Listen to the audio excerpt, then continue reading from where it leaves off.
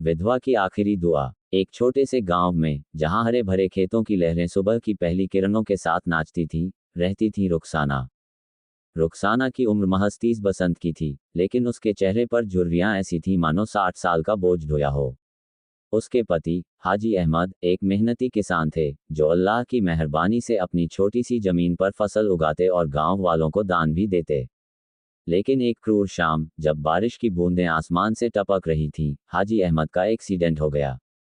Truck की चपेट में आकर वे दुनिया छोड़ गए और रुखसाना विधवा हो गई। उनके पीछे छूट गई एक 8 साल की बेटी, फातिमा, और कुछ कर्ज। गांव में सब जानते थे कि हाजी अहमद की मृत्यु के बाद रुखसाना का क्या होगा। उसके ससुराल वाले, जो शहर में रहते थे, ने तो संपत्ति पर ही नजर गाड़ ली। हाजी अहमद के बड़े भाई, मौलवी साहब, जो मस्जिद में इमाम थे, ने कहा, ये तो हमारी जमीन है, विधवा क्या करेगी, अल्लाह ने तो पुरुषों को ही वारिस बनाया है। रुखसाना रो रो कर बेसुध हो जाती, लेकिन फातिमा को देखकर खुद को संभाल लेती। वह फातिमा को सीने से लगाकर कहती, बेटी, अल्लाह पर भरोसा रखो, वह कभी अपने बंदों को खाली हाथ नहीं छोड़ता। दिन बीतते गए। मौलवी साहब ने कोर्ट का रास्ता अख्तियार कर लिया। वकील ने कहा, बहन, तुम्हें कुछ नहीं मिलेगा, विधवा को तो सिर्फ रहने का हक है, मालिकाना हक नहीं।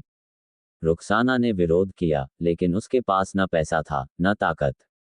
एक रात, जब चांद बादलों में छिपा था, मौलवी साहब के आदमियों ने आकर घर पर कब्जा कर लिया। रुखसाना और फातिमा को सड़क पर ला खड़ा कर दिया। गांव वाले देखते रह गए। कोई मदद न की, क्योंकि मौलवी साहब की मस्जिद में सब नमाज पढ़ते थे। रुखसाना ने तहज्जुद की नमाज पढ़ी और दुआ मांगी, या अल्लाह, तू ही तो न्याय का मालिक है, मेरे हक को लौटा दे। अब रुखसाना मजदूरी करने लगी। सुबह सुबह वह खेतों में जाती, झाड़ू पोंछा करती। फातिमा स्कूल जाती, लेकिन किताबें पुरानी थीं। रुखसाना रात को सिलाई का काम करती, ताकि बेटी की पढ़ाई न रुके। लेकिन भूख तो बर्दाश्त से बाहर हो गई। एक दिन फातिमा बीमार पड़ गई। डॉक्टर ने कहा, दवा चाहिए, वरना। रुखसाना ने अपनी आखिरी चांदी की चूड़ियां बेच दीं। दवा लाई, लेकिन फातिमा की हालत बिगड़ती गई।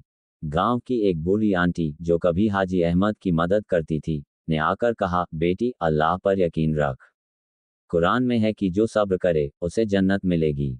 रुखसाना ने कुरान खोला और सूरह यूसुफ पढ़ी। हजरत यूसुफ की कहानी सुनकर आंखें नम हो गईं। अल्लाह, तूने यूसुफ को कुएं से निकाला, मुझे भी निकाल। समय बीता। 1 साल हो गया। रुखसाना अब शहर चली गई। वहां एक छोटी सी दुकान पर काम मिला। फातिमा को एक सरकारी स्कूल में दाखिला हो गया। लेकिन दिल में वो जमीन का दर्द सुलगता रहता।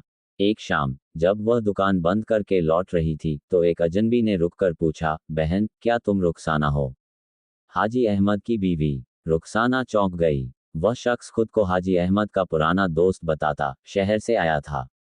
उसने कहा, मैंने सुना है तुम्हारी मजबूरी, आओ, मैं मदद करूं। लेकिन रुखसाना ने सिर झुका लिया, नहीं भाई साहब, अल्लाह की राह पर चलूंगी।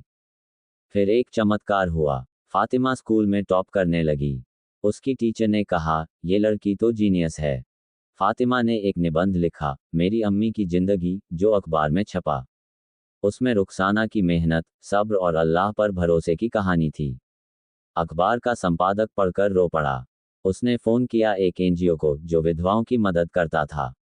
अगले ही हफ्ते एनजीओ वाले गांव पहुंचे। उन्होंने मौलवी साहब से सवाल किए, कुरान में क्या लिखा है, अनाथों और विधवाओं का हक खाने वाले जहन्नुम में जाएंगे। मौलवी साहब का चेहरा सफेद पड़ गया। गांव वाले जमा हो गए। सब ने चिल्लाया, ये तो जुल्म है।